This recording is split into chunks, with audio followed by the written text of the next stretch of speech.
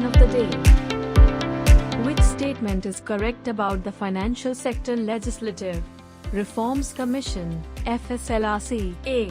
Financial Sector Legislative Reforms Commission, FSLRC, is a statutory body set up by the Parliament. B. The Commission is chaired by Justice B. N. Sri Krishna. C.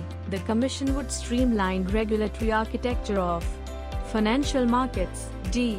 The Commission examined the interplay of exchange controls under FEMA and FDI policy with other regulatory regimes within the financial sector.